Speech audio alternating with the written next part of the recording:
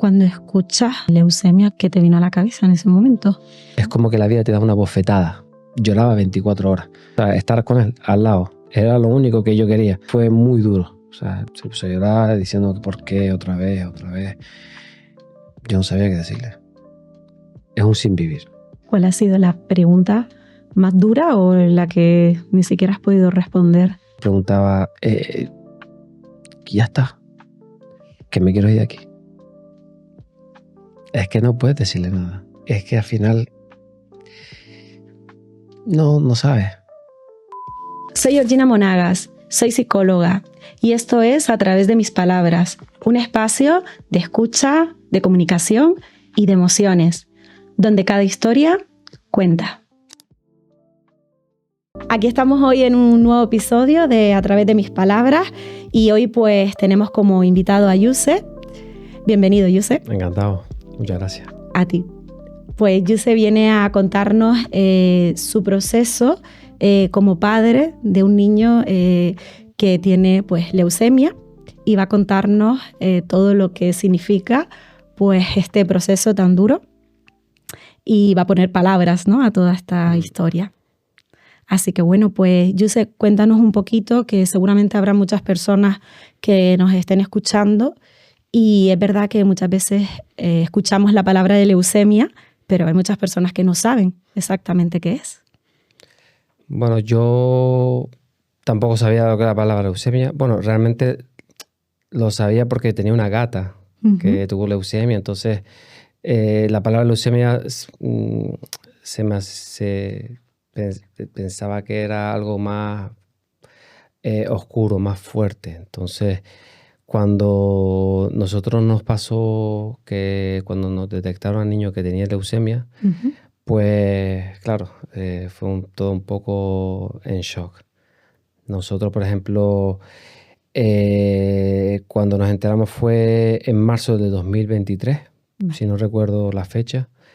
Al principio era un niño súper extrovertido, jugaba al fútbol, estudiaba, siempre estaba muy activo. Entonces, a medida de que yo lo veía que se cansaba jugando al fútbol, entonces yo pensaba que a lo mejor podía ser anemia o podía ser, no sé, falta de hierro o alguna cosa. Entonces lo llevamos al materno, a urgencias, para que le hagan una analítica, a ver qué es lo que tiene. Y pues nos dijeron que tenía en la sangre algo, no me acuerdo cómo nos dijo la palabra, algo como, no sé si era tóxico o algo, que tenía que hacer unas pruebas al día siguiente, pero que lo más seguro era que tenía leucemia. Cuando escuchas, yo sé esa palabra, leucemia, que a lo mejor tu hijo puede ser que lo tenga, ¿qué te vino a la cabeza en ese momento?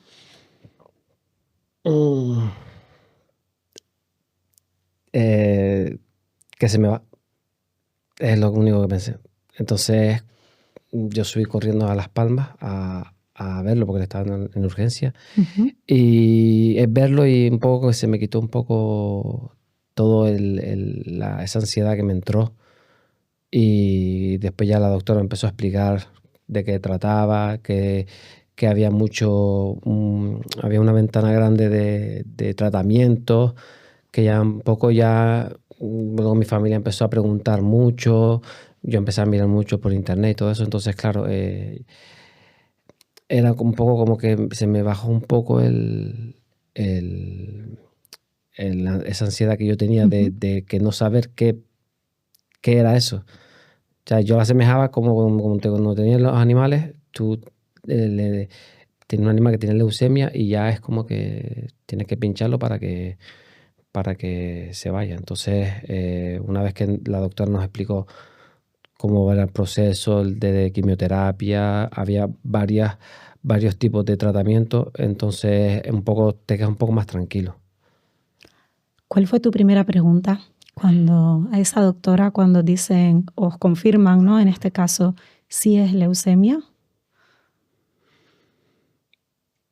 Yo recuerdo que cuando ella me estaba explicando el tratamiento que le iban a hacer y me decía que me quedara tranquilo, que el 90 y tanto % de los niños suelen salir, yo es que realmente estaba un poco bloqueado en ese momento cuando ella me estaba diciendo que iba a estar ingresado, que le iban a hacer un tratamiento de quimioterapia con los corticoides. Bueno, todas esas palabras me sonaban un poco a chino, no entendía. Ella me hablaba un montón de tratamientos y realmente no intentaba comprender nada porque es que no lo entendía. O sea, mi hijo estaba bien, estaba jugando al fútbol un día antes y llegas a un punto que dices tú, ¿qué me estás diciendo? O sea, al final ya a medida que iba pasando el tiempo, pues yo iba entendiendo todo, cómo funciona el cuerpo de un niño. Ahora más o menos, como llevamos ahora casi 2 años y medio, me parece. Ya más o menos sé cómo funciona. Ahora parece que me he vuelto un poco experto en la materia. Entonces, ahora estoy un poco mucho más tranquilo. La verdad que lo que dices es súper importante, ¿no, Yus? Es verdad que quizás en ese momento te están hablando y es como demasiada información, un bloqueo mental, ¿no? Esa fase de shock que decimos, ¿no? Ese momento cuando nos dan un diagnóstico y claro, es como, nos están hablando, pero vamos, no estamos procesando esa información. No, imposible procesarla. Yo, por ejemplo, lo único que ella me hablaba, yo lo único que quería era salir de esa habitación e irme a sentarme con él. Y estar con él al lado. Y él era lo único que yo quería. Me podría hablar de 1000 tratamientos, de 1000 avances científicos que no la escuchaba. Comprensible. Es complicado, pero al final yo creo que es un proceso que pasamos las personas que nos pasa estas cosas. Que cuando nos dijeron que era uno entre tantos miles, y claro, te preguntas, ¿por qué a mí? Esa pregunta que además es inevitable que aparezca, ¿no? Siempre me lo pregunto. A día de hoy. Me lo pregunto. ¿Qué he hecho? Lo cual no hay una respuesta. Yo le pregunté a la doctora que si habíamos hecho algo mal de alimentación, pero no. Ella me dijo, recuerdo que ella me decía que todavía no hay una base científica que te diga que por culpa de la alimentación él te produce ese tipo de cáncer infantil. Entonces ella me dijo, le ha tocado y ya está. Exacto, eso es cierto, ¿no? A día de hoy no hay evidencias, ¿no? científicas, se habla de múltiples factores, pero no hay una base que diga es concretamente por esto. Y yo sé, ese camino que comienza ahí, qué empiezas a sentir, qué pensamientos te vienen, cómo empieza a ser tu vida. A ver por dónde empiezo. Yo tenía una vida, la verdad que no me podía quejar, sinceramente. Yo tenía una vida muy, muy bonita. No me privaba de nada, viajaba con mis hijos. Sí es verdad que yo vivía en un mundo en el que yo no lo conocía. O sea, yo estaba en este mundo, pero realmente vivía en las nubes, por decirlo de alguna manera. Mi pensamiento era, cuando no estaba con mis hijos, salir, divertirme, viajar, trabajar mucho. Y al final, cuando te vienen estas noticias, al final realmente es como que, yo siempre se lo digo a mis amistades, es como que la vida te da una bofetada. Te dice, no puedes ir por este camino, vete por aquí. Porque sí es verdad que vivimos en un mundo que la gente realmente, yo siempre se lo digo a mis amigos, que viven en un mundo que no es, o sea, no aprecian lo que realmente es la vida. De salir a dar un paseo, de estar en la playa, de estar sentados con los amigos hablando, de estar con las personas que tú quieres. Entonces, cuando te llega esa noticia, pues sí es verdad que a mí en el trabajo me dijeron que si quiero me cojo un par de días libres y tal, y yo no quise. ¿A qué te dedicas? Yo soy camarero, trabajo en un restaurante. Y yo lo que hice fue trabajar. Porque como lloraba 24 horas. No lloraba delante de él, pero sí solo. Y a lo mejor cuando la gente me preguntaba qué tal estoy, cómo me siento, entonces yo me venía muchas veces abajo. Entonces decidí seguir trabajando por el hecho de, como tengo que atender a los clientes y tenía que sonreír, me obligaba a sonreír. Entonces era un poco el yo sé, no sé cómo explicarte, para que yo sí podía seguir avanzando y seguir de cara a todo el proceso que me iba a pasar, estar bien. Como tu refugio, digamos, ¿no? Sí. En la parte laboral, el hecho de decir, sé que tengo que ir, sé que me tengo que preparar, sé que tengo que atender. Es como una manera también, ¿no? De decir, este ratito por lo menos puedo estar aquí y no estar pensando constantemente en esto que está pasando en mi vida. Sí. Yo, por ejemplo, con la mamá nosotros nos intercambiábamos. Yo iba por las mañanas y luego ella venía por las tardes para yo ir a trabajar. Los días libres sí me quedaba a dormir ahí y me quedaba todo el día con el niño. Si es verdad que yo, por ejemplo, salía de un hospital, yo llegaba al trabajo y un poco me hacía un poco olvidar. Cuando atendía a los clientes, me ponía a hablar con ellos, sonreía. Un poco el refugio que yo tenía en ese momento. Total. ¿Hubo algún otro refugio en ese momento en tu vida, aparte de la parte laboral, digamos? Estar solo. Quería estar solo.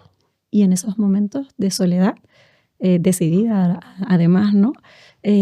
¿Llorabas, te permitías llorar, estar triste?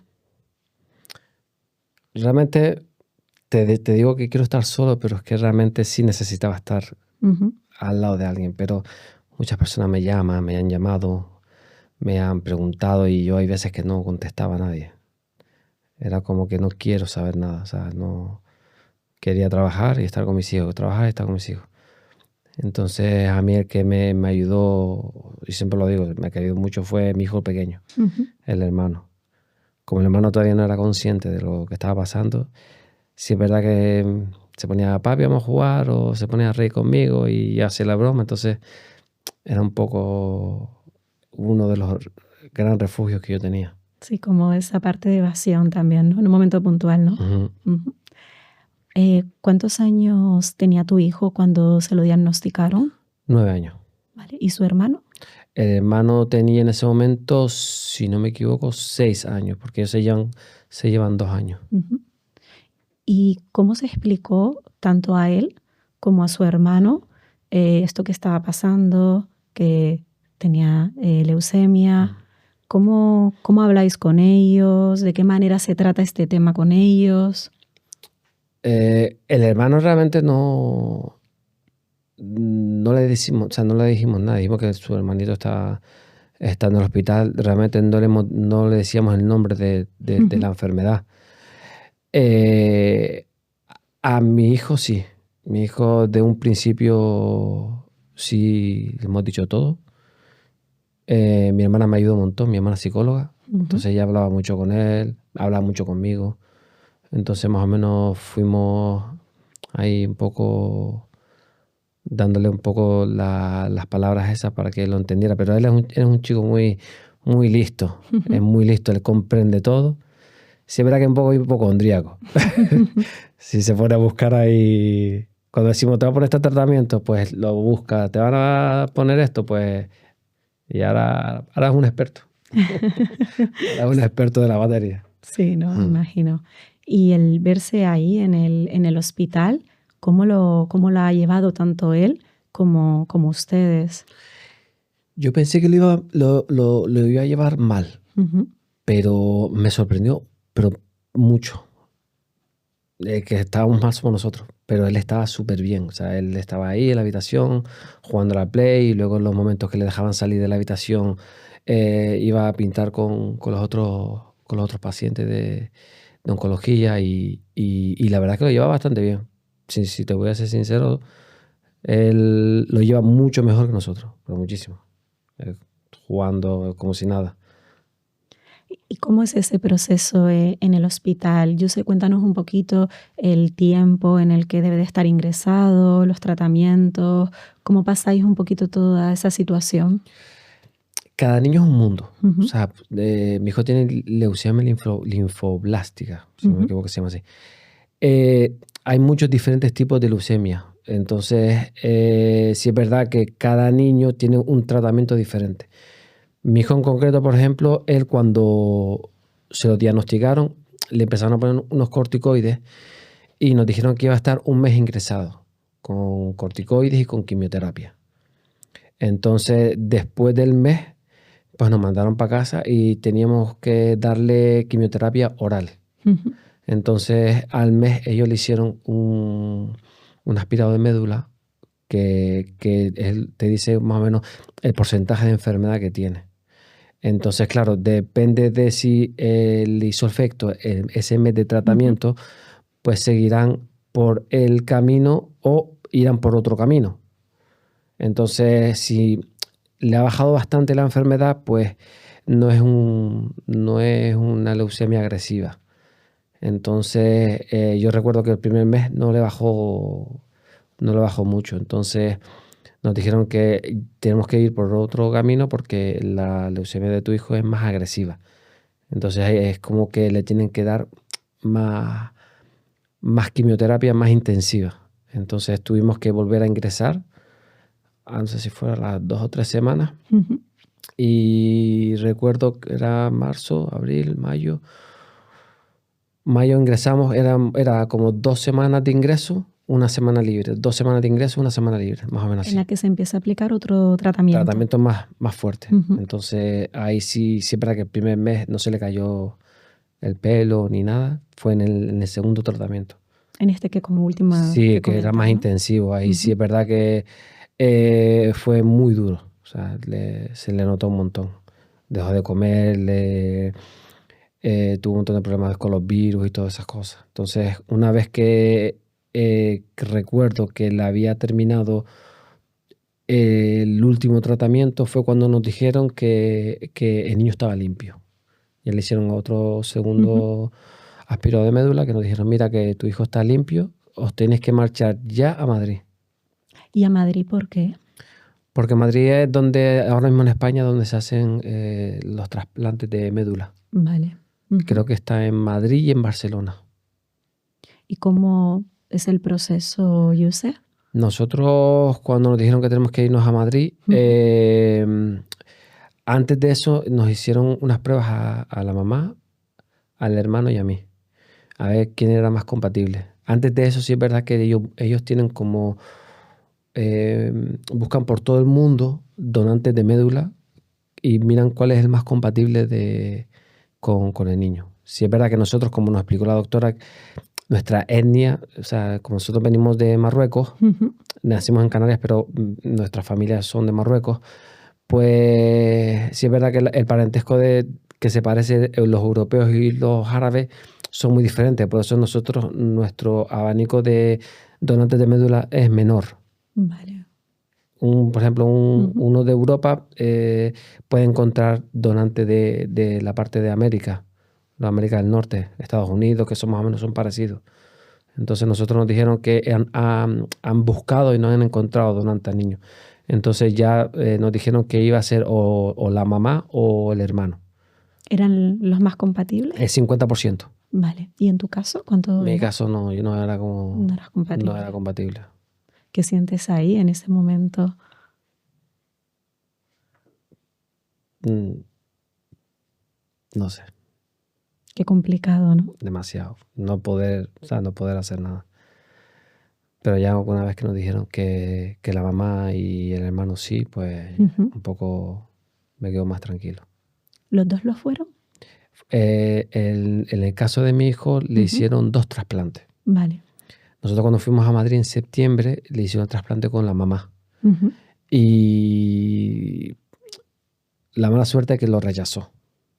Y le hicieron una semana de quimioterapia y luego el último día pues le hacen lo que es el trasplante de médula. Ujú. Se lo hicieron con la mamá. Entonces tienen muchos porcentajes de rechazo. Entonces sí es verdad que las 3 semanas él empezó a subir las defensas, que parecía que había cogido bien la médula, pero nos dijo la doctora que lo había rechazado. Entonces ahí se complicó mucho porque empezó a coger muchos virus, Tuvimos, creo que, recuerdo si no, eran 2 o 3 meses ingresados por culpa del tema de los virus y Ahí en Madrid, ahí en entiendo, Madrid. ¿no? Cuando se le rechazó el trasplante, no intentaron a ver si se recuperaba Ujú. para volver a hacerle el trasplante, pero no se recuperaba. Era un virus tras otro virus, hongo, enfermedades de, no sé, te decían nombres que no recuerdo ahora mismo.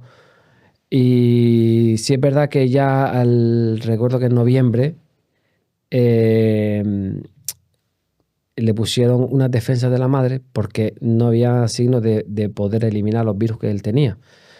Y una vez cuando se lo pusieron, pues le eliminaron todo y de repente como que se recuperó solo. Wow. El niño empezó a subir las defensas y nos dijeron, mira que tu hijo se está recuperando y de repente nos dieron el alta. Claro, yo me quedé un poco así, digo yo, pero mira, pero le van a hacer otro trasplante porque lo lógico es que le haga. Entonces, en ese momento nos dijeron que no hacía falta porque como se ha recuperado solo y habían tenido 3 casos desde que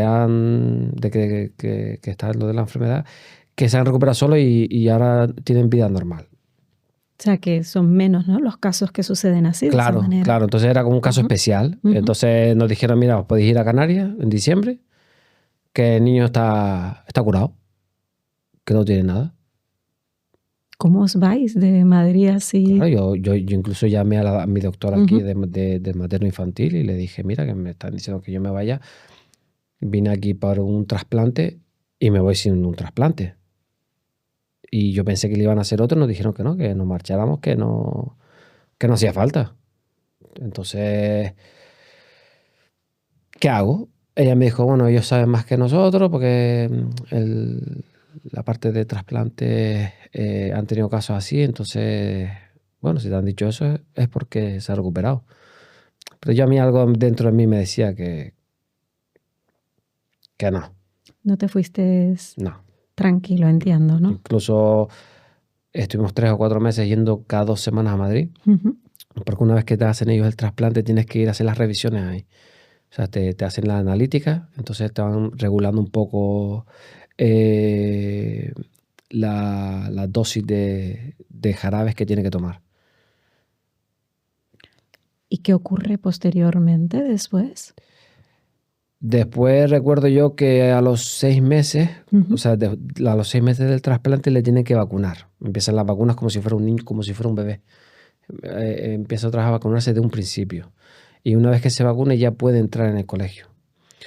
Pues imagínate, nosotros recuerdo que era abril, si no me equivoco, mayo, que él empezó a vacunarse y ya nos dijo la doctora, mira, él puede ir a las clases, que ya los jarabes casi no se tiene que tomar ninguno y una vez que ya empezó a vacunarse ya el niño pues empezó una vida normal. Empezó a jugar al fútbol, empezó a las clases, empezó a hacer vida normal.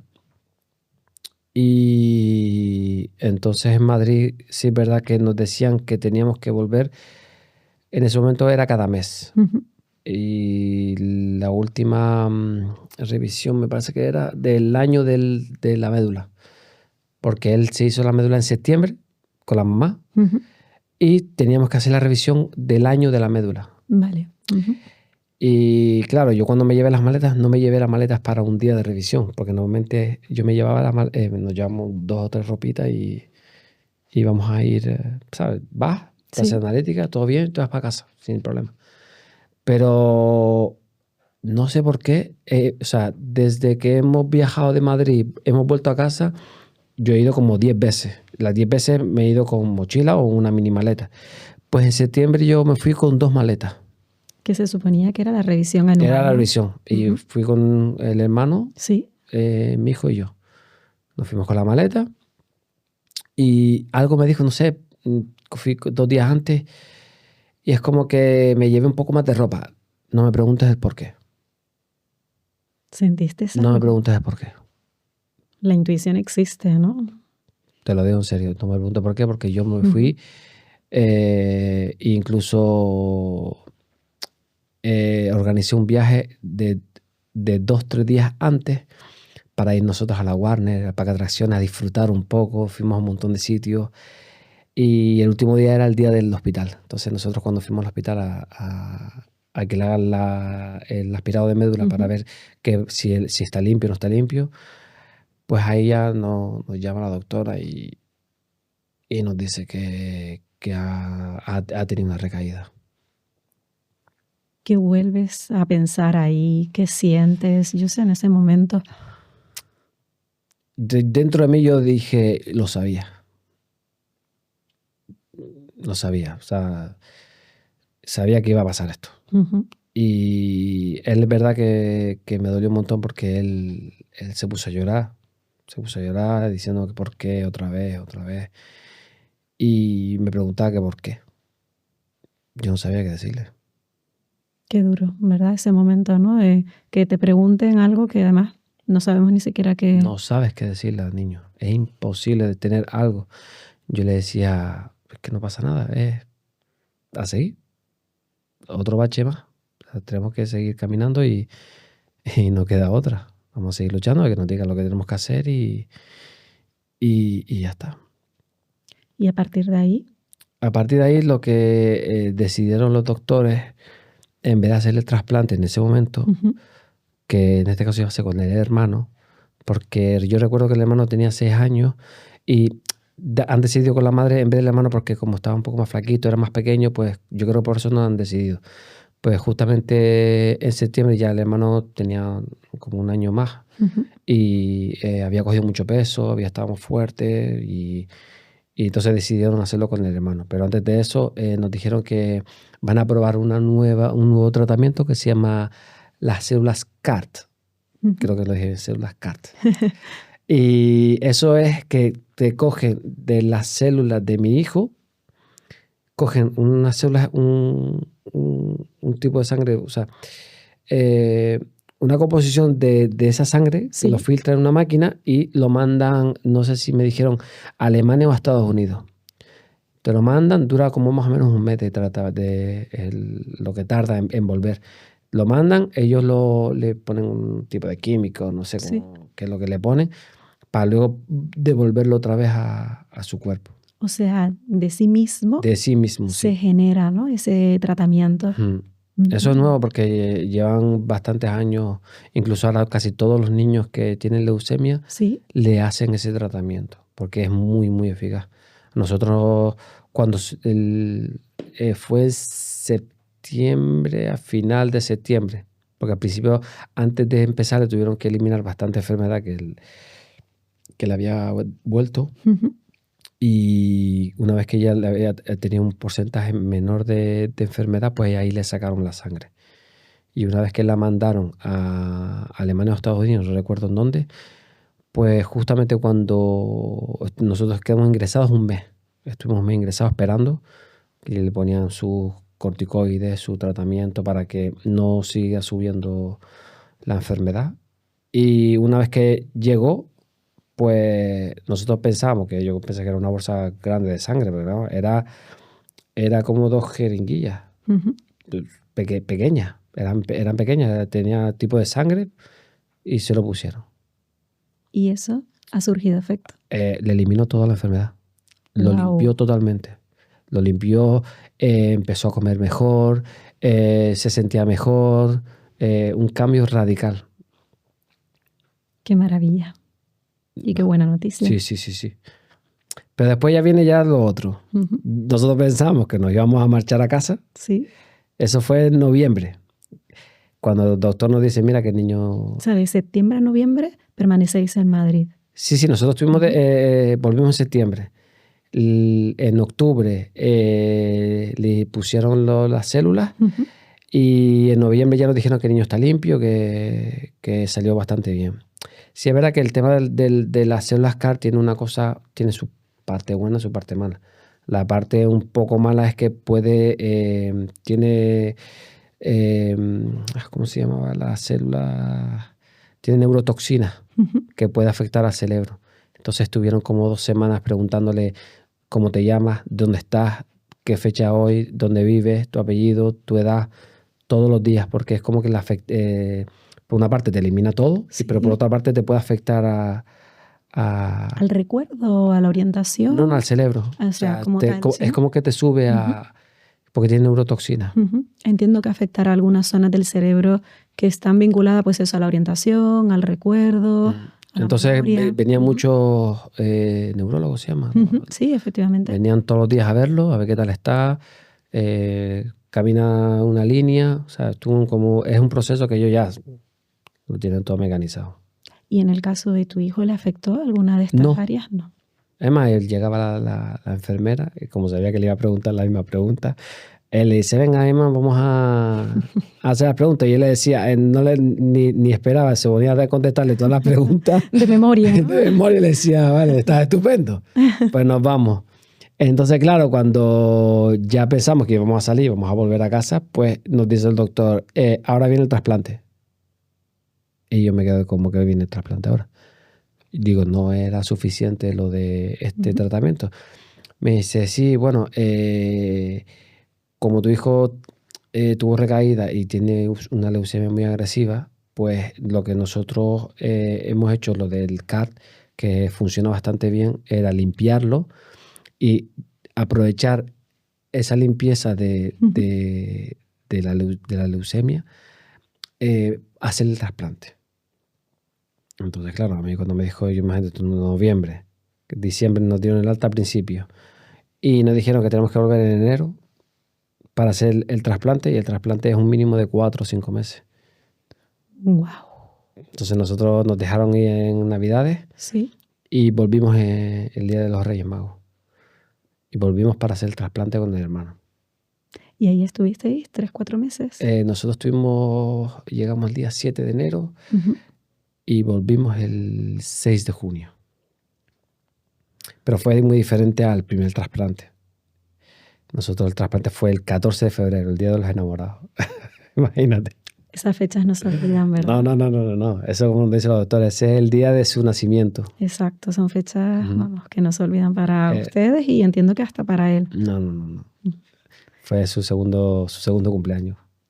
¿Cómo esperabais cada momento en el que tenían que darles los resultados, el conocer la evolución? Hay muchos altibajos. Yo siempre se lo digo a muchos padres, porque nosotros vivíamos justamente detrás del hospital. Había una casa de Ronald McDonald donde nos dieron una habitación.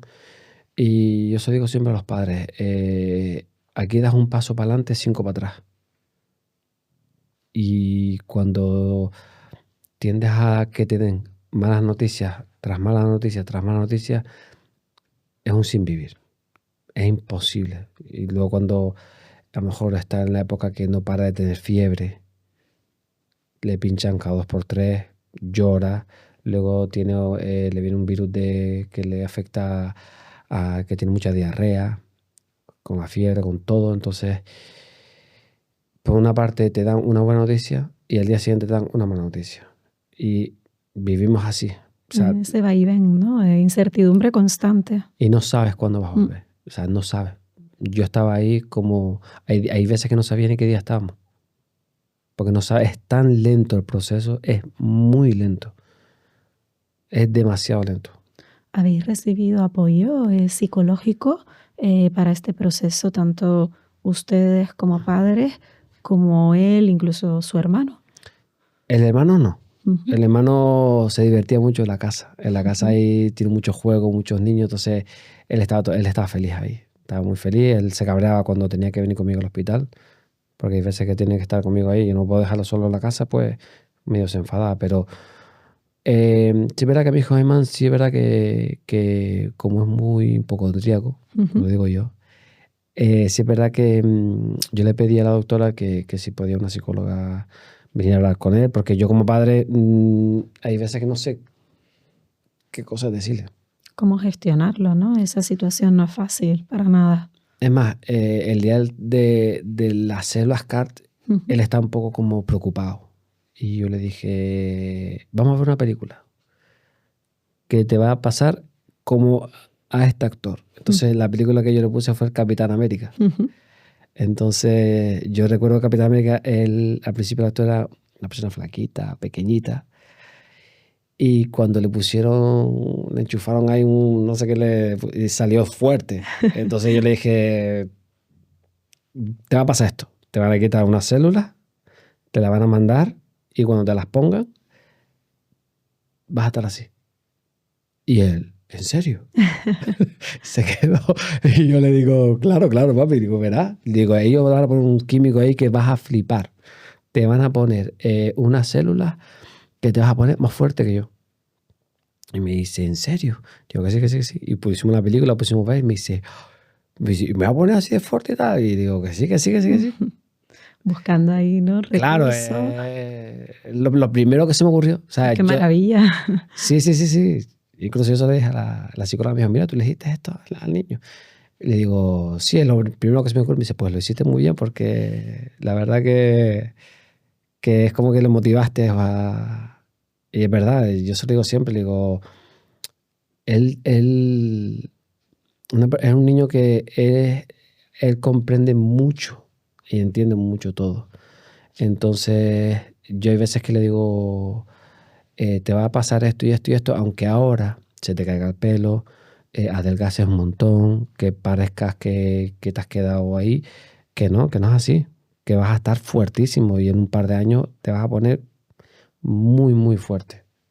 Y vas a ser más rápido jugando a fútbol y vas a ser el mejor jugador de fútbol y el más inteligente y ¿Cuál ha sido la pregunta más dura o la que ni siquiera has podido responder que te ha dicho tu hijo en este proceso? la madura. ¿O la más impactante? A mí lo que más me dolía que me decía que no, que estaba cansado.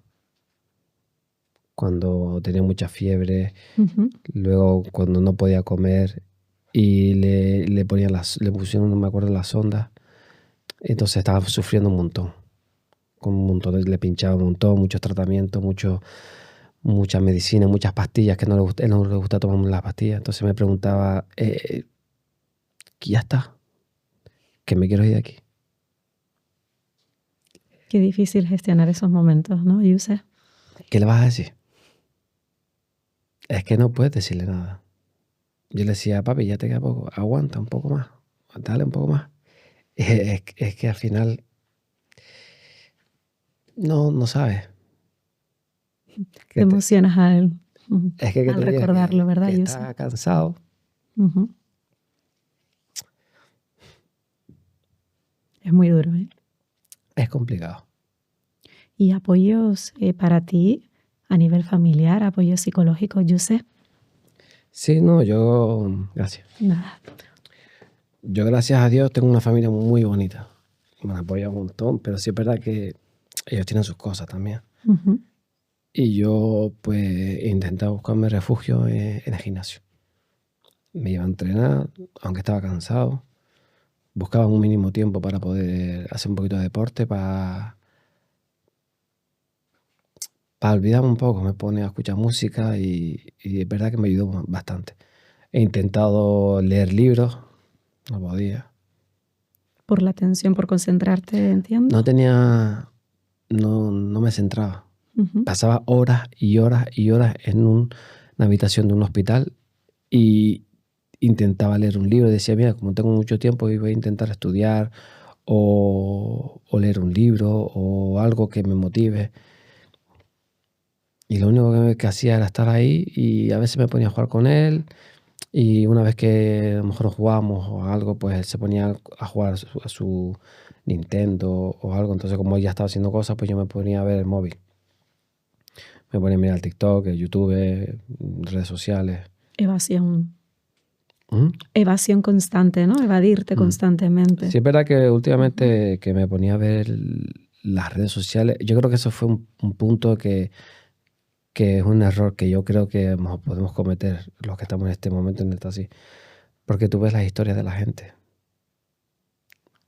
viajando de fiesta, comiendo por ahí con sus hijos, celebrando cumpleaños y te preguntas,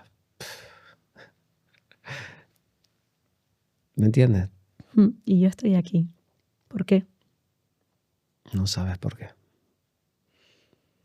Pero bueno, yo creo que a mí me dicen muchas veces esta frase, muchos amigos míos que me lo mandan y yo no lo veo justo, pero dice que ¿cómo se dice la frase? Las peores batallas se lo dan a los mejores guerreros o algo de eso era. Sí, así es. No, no. Por supuesto, entiendo que si es por ti, hubieses preferido no pasar por este proceso, ¿no? Yo no he matado a nadie. Efectivamente. Yo creo que yo era una persona que yo estoy separado, nosotros tenemos custodia compartida y yo me desvivo por mis hijos, ¿me entiendes?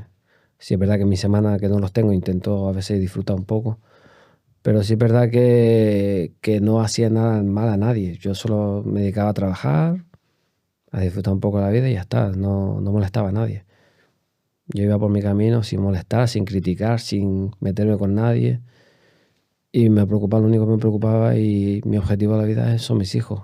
Darles el mejor hogar, la mejor comida, los mejores estudios, que para eso trabajo. Entonces, no creo que esa frase No venga te con... representa, No, ¿no? no, porque no lo veo justo. No es justo que digan que a los mejores guerreros, al más fuerte, le dan las peores batallas. ¿Por qué? No creo que sea justo. Totalmente. Además, la vida, yo siempre lo digo, que la vida desafortunadamente no es justa, ¿no? Es injusta. Y aquí el caso, ¿no? Cuando uno dice, ¿por qué a mí? Ahora mismo no creo que yo piense que sea justo o no. Es la vida que te toca. Nos tocó, Totalmente. hay que seguir adelante. Hay que caminar. No hay que pensar en el por qué, ni por qué a mí o por qué le pasó a él. Es inevitable, ¿no? Quizás que aparezcan, ¿no? Esos pensamientos y que uno, pues evidentemente, pues como persona, aparece ese tipo de pensamientos de por qué a mí, por qué a él, pero sí que es cierto que luego uno dice, no me puedo quedar ahí constantemente, ¿no? Tengo que seguir avanzando, como tú dices, lo que pasa que, claro, no es fácil. Una vez que entras al hospital, te das cuenta que no eres el único. Hay muchas familias, muchísimas familias, pero más de lo que la gente piensa. Y ves a niños que los ves un día jugar y otro día no los ves más. Uno tras otro, y ahí cuando empiezas a pensar que Tomas conciencia, totalmente. a veces podemos ser, dentro de lo malo, muy afortunados. Porque hay familias que no pasan. Entonces, siempre veo el lado ese de, coño, mi hijo está acá, mi hijo está a mi lado. Entonces, siempre dentro de todo lo malo, pues buscamos esa cosa bonita, ¿sabes? Totalmente, esa esperanza, ¿no? Que está ahí, ¿verdad? Y esto que nombras, ¿no? De otras familias y demás, ¿habéis recibido apoyo, pues, de alguna asociación? ¿Estáis en alguna? Sí, nosotros aquí en Las Palmas, sí es verdad que Pequeño Valiente Sí, la conozco. y Alejandro da Silva, Da pues, Silva sí. también. Ellos, la verdad que nosotros cuando, primer día que nos pasó esto, la verdad que increíble. Increíble porque han venido desde el primer día diciendo que no nos preocupará por nada, el tema de los papeles, el tema de la minusvalía, o nos dijeron qué es lo que nos corresponde, qué es lo que no nos corresponde, qué ayudas tenemos y qué ayudas no tenemos. O sea, nos dijeron que nos desentendamos de todo y nos preocupáramos solamente del niño. Ellos creo que también tienen un psicólogo. Sí. Sí, tienen un psicólogo que es Olga, que trabaja en Pequeño Valiente. No la conozco. Pues ella es la que cada mes hablo con ella y me ayuda bastante. Qué bien. Me ayuda muchísimo, muchísimo. Pero demasiado. Qué bueno. ¿Y qué recibes? ¿Ayuda telefónica o vas presencialmente? Cuando estoy aquí en Las Palmas, ¿Sí? Prefiero ir presencial. Y cuando yo estaba en Madrid siempre me hacía videollamadas. Qué bien. Hablábamos mucho ahí. Incluso yo en Madrid, yo es que tenía muchos psicólogos. O sea, yo parece que necesitaba 1000 psicólogos. Ella me llamaba cada X semanas. Luego ahí en Madrid había una chica que también me estuvo de vez en cuando, que me dio un par de citas. y luego mi hermana. Pero claro, yo a mi hermana no digo que sea mi psicóloga, es psicóloga, pero sí es verdad que cuando tengo ahí un día malo o lo que sea, pues le hablo y siempre está ahí. A cualquier hora del día me contesta, me llama. Entonces, Pero claro, actúa como hermana, ¿no? hay veces que actúa como hermana, hay veces que actúa como psicóloga. No es fácil tampoco porque a ella le toca de cerca también, ¿no? Claro, claro, claro. Ellos, sí, Emocionalmente. mis hermanas, la verdad que no me puedo quejar por la familia que tengo. Qué La verdad maravilla. que gracias a ellos uno sale adelante, temas económicos, ayuda con mis hijos, me falta algo, directamente están ahí. Ujú. Y ayudas económicas que nombrabas, ¿qué tipo de ayudas tenéis, por ejemplo, cuando tenéis que estar tanto tiempo fuera, por ejemplo, en Madrid, ¿no? Y no puedes ir a trabajar? Yo tenía una baja médica. Ujú. Vale. Yo cobraba una baja médica de la Seguridad Social y con eso pues tiraba adelante. Que encima, claro, a medida que pasan los meses se reduce, ¿no? El porcentaje. Sí, o sea, la primera vez que fui a Madrid Sí, he cogido una baja médica, pero porque no tenía otra opción. exacto. No me daban otra opción. Ujú, Había una baja que se llama la CUME, ujú. que es cuidado por menor enfermo. Y es verdad que esa baja tiene que estar los dos progenitores de alta, Vale. trabajando.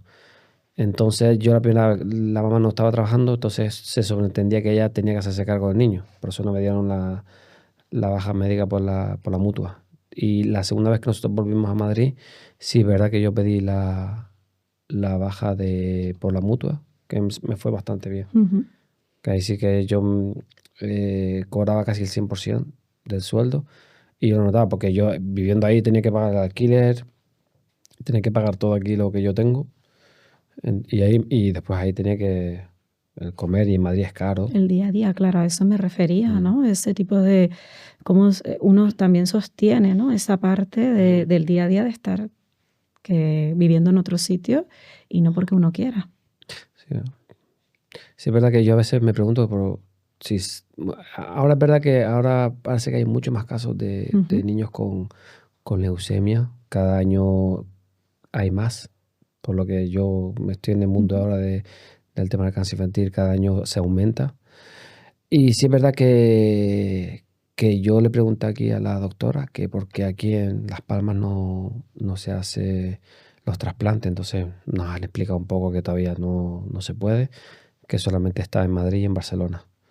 Sí es verdad que si hubiera sido aquí es todo diferente. Obviamente, claro. Es muy diferente porque estás en casa, duermes en casa, a lo mejor un día se queda la mamá, otro día me quedo yo a dormir, entonces quieras o no, no es lo mismo estar fuera de casa que estar aquí en casa. Por Es muy supuesto. diferente. Es que prácticamente se paraliza tu Sí, sí, vida sí, sí, sí. y claro, La vida tuya y la de la familia, todas, todo. totalmente. Antes comentabas, yo sé que me parece un tema interesante, ¿no? La parte también escolar. ¿Cómo ha vivido tu hijo, pues, el no poder ir al cole, ¿no? Esa parte, ¿cómo se ha vivido? Cuéntame un poquito. Él aquí en el materno, Ujú, cuando no iba al colegio, había un profesor que se llama Boro, ujú, es muy buena persona, la verdad. Pues cuando él estaba aquí en Las Palmas, él le daba clases, él tenía como contacto con el colegio, entonces le daba como una hora, 2 horas, no sé si era, no recuerdo bien si era cada día o cada 2 días. Venía el profesor a darle clases. Sí es verdad que una vez que cuando nosotros nos vamos a Madrid, él me comenta que hay en Canarias, hay como un proyecto de educación que ujú. es vía online. Entonces, él cuando estaba ahí, le compró un portátil para que estudie y hacía todas las vía online. Y era como un colegio. Él empezaba a las 9:30 y terminaba a las 2:30, con su hora de recreo y todo, pero todo vía online. Qué bien. Y ha hecho muchos amigos, Ujú. los profesores le quieren un montón, aprobó todas. Porque son varios que lo hacen de manera online. Hay bastante niños porque creo que se llama el CEL. Ujú. Entonces, en ese colegio online, Sí. están los niños, por ejemplo, creo que había niños que tenían bullying, otros niños que tenían problemas de conducta, otros niños que era como mi hijo, que tenían el tema del cáncer infantil, que creo que habían varios. Entonces no habían tantos niños, pero creo que más o menos en su clase creo que había unos 7, 8 niños. No recuerdo bien, la verdad. Vale, vale. Entonces tenía las clases online y por una parte bien. Y al pequeño pues lo tuve que escolarizar ahí en Madrid. ¿Y cómo hacíais en Madrid y aquí o simplemente allí? No, Tu una hijo vez... el pequeño, me refiero. Sí, cuando nosotros fuimos a septiembre, mi hijo el pequeño fue con nosotros. Vale. Entonces, Ayman, mi hijo, estudiaba en el hospital o en la casa Ronald, online con el ordenador, y el pequeño pues vi un colegio que estaba más o menos cerca de donde vivimos y lo escolaricé ahí, que no me dio ningún problema. Qué bien. Entre colegio y colegio no le mandaban la documentación y sí es verdad que no le gustaba. Y aunque haya recibido tu hijo, ¿no?, esa parte de educación de otra manera diferente, adaptada, ¿no?, quizás a la situación, claro, el hecho de dejar de ir al cole, ¿no?, lo que es el cole, pues lo que significa, ¿no?, estar en el recreo con otros niños, toda esa parte, ¿alguna vez él ha comentado algo? Sí, que quería ir al cole. Que quiere ir, ¿no? Entiendo que echa mucho de menos. ¿Y sus compañeros del cole? Le hablan mucho. Y hay veces que le han hecho muchos vídeos diciéndole que le echa de menos. Entonces, la primera vez sí es verdad que creo que no tardó mucho cuando volvió al colegio. Y esta vez pues estuvo él estaba en sexto, pues creo que lo pasó todo el colegio en vía online. Entonces ahora, si Dios quiere, pasa primero de la ESO. Ya es un adulto ya, me dice yo soy mayor ahora, papi. Voy al instituto. Y puedo salir cuando quiera, dice. Y me voy a relájate. Ahora en septiembre ya se incorpora, entiendo, ¿no?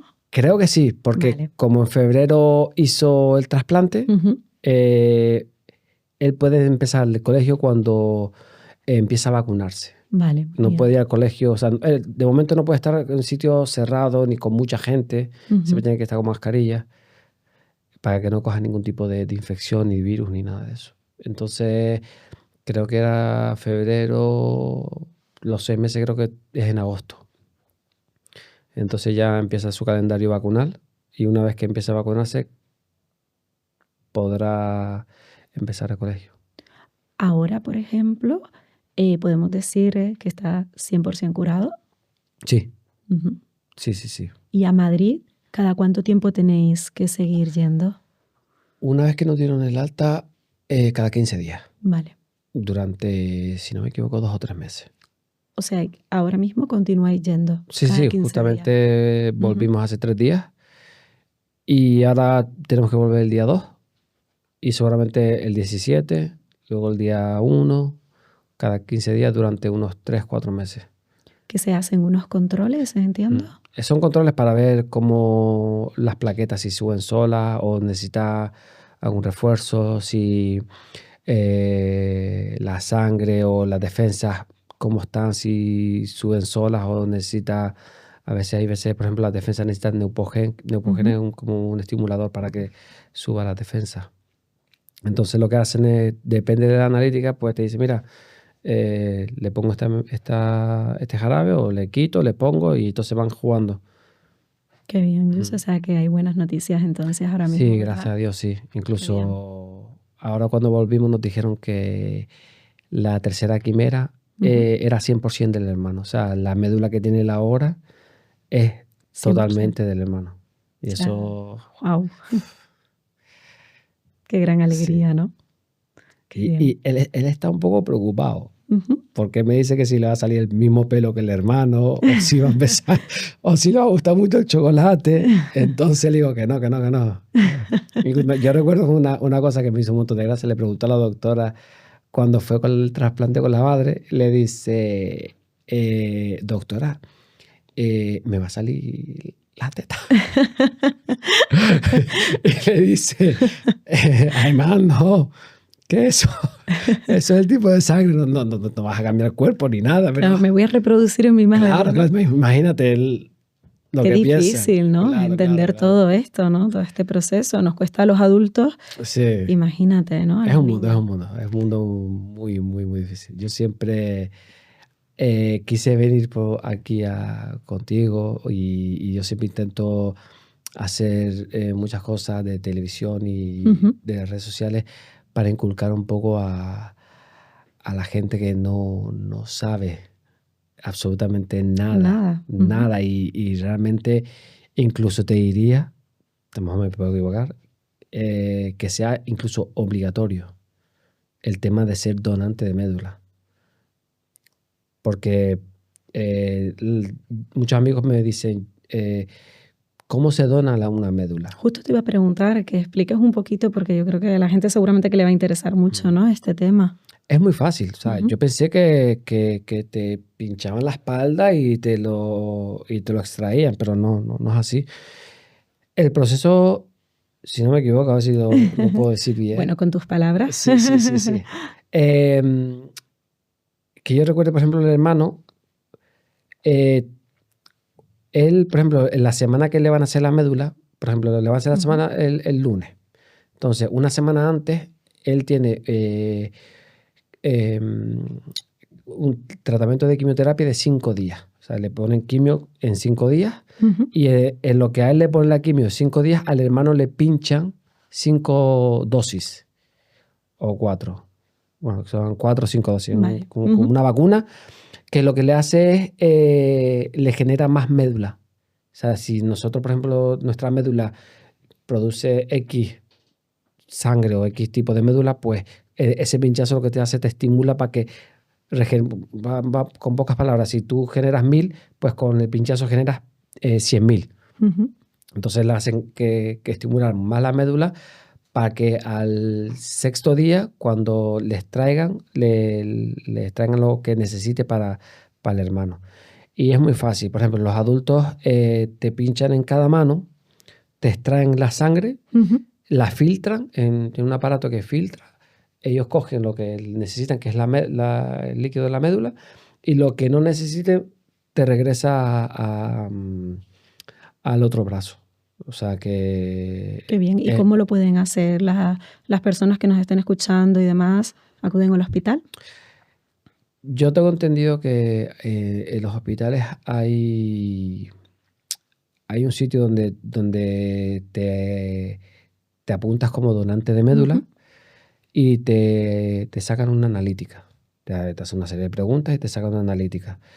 Y entonces de ahí ya no tienes que hacer más nada. Ellos guardan tu analítica, tu composición de sangre, de qué tipo de sangre eres y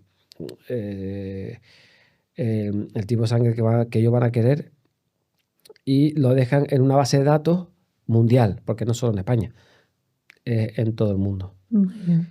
Entonces al final, cuando alguien necesite ese tipo de médula y tú eres donante, pues te llaman por teléfono, te dicen, mira, tienes que venir aquí porque un niño o una niña necesita la médula tuya para que empieces. Entonces te dicen que tienes que venir a un hospital 5 días seguidos o 4, no sé cuántos días son, para que te pinchen como una vacuna. Es muy fácil, simple.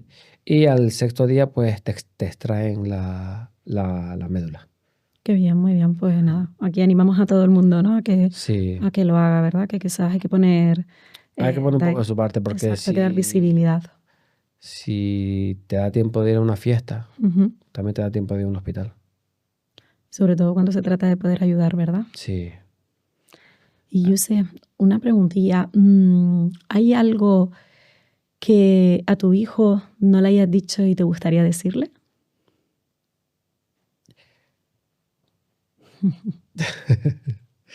A ver, él sabe. Yo soy muy exigente con él. Y yo le exijo mucho para que él sea muy independiente. A veces me cabreo mucho con él, demasiado, pero él sabe que yo daría la vida por él. Él es todo. Es mi primer hijo. Al hermano lo quiero igual también. No hay diferencia. Pero sí es verdad que yo me quito todo, mi tiempo, mi dinero, mi salud, todo, absolutamente todo. Incluso si me tengo que quedar soltero y solo toda la vida, me quedaré. Y porque para mí él es lo más importante que yo tengo en la vida. Y él lo sabe, él es como mi vitamina, Ujú. ¿sabes lo que te Sí, qué bonito, ¿no? es todo?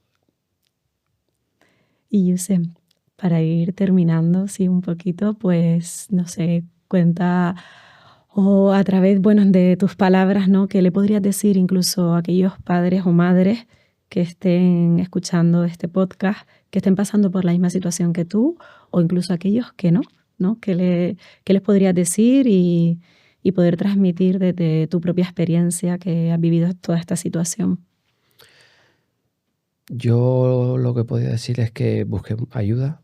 Ujú. Si no pueden solos, que busquen ayuda, que es muy importante. Que no se queden solos, porque a veces la soledad puede ser un factor muy, muy negativo. Yo, por ejemplo, mm, me he quedado mucho tiempo solo y me jugó una muy mala pasada, pero sí es verdad que yo me reconstruí bastante bien y, y sí es verdad que la gente debería de, incluso te diría que en los hospitales hay voluntariado. Hay voluntariado que tú puedes ser voluntario para ayudar a personas mayores o personas en la sala de niños de cáncer y que vivan un poquito el qué pasa en un hospital, el estar un par de horas ahí en un hospital y vean lo que hay en un hospital, que lo vivan, que hablen con las personas enfermas, personas que no pueden caminar, personas que tengan cáncer, personas que tengan problemas graves, que si no saben a dónde ir, que vayan ahí, que ahí tendrán todas las respuestas, absolutamente todas las respuestas. Y si alguna familia tiene noticias de estas malas, hoy en día hay muchos avances, demasiados avances, que de todo se puede salir. Qué bien. Muchas gracias. José, ha sido un placer tenerte aquí. Mil gracias de verdad por venir a contar tu experiencia, que sé que no ha sido fácil. Y nada, pues yo creo que ya no solamente has contado un poquito, ¿no? Todo lo que es el proceso, sino también quizás lo que a mí, yo me quedo con el amor incondicional, ¿no? Ese mensajito, ¿no? Que has transmitido a tu hijo y nada, que de verdad que estoy súper agradecida de tenerte aquí y vamos, y que me alegra mucho que podamos dar visibilidad a todo esto y que la gente pues quizás tome más conciencia de toda esta situación. Así que mil gracias. Yo te voy a dar un pequeño detalle que tengo. ¿Sí? Toma, esto. Gracias. Y esto, pues también es para ti. Muchísimas gracias. ¿Vale? Pues muchísimas gracias por la invitación. Gracias a ti, yo sé, yo no Espero sé. que de lo poco podría ayudar a... Ay, vas a ayudar muchísimo, estoy segurísima. Y... A mí si me permite darte un abrazo. Sí, por supuesto.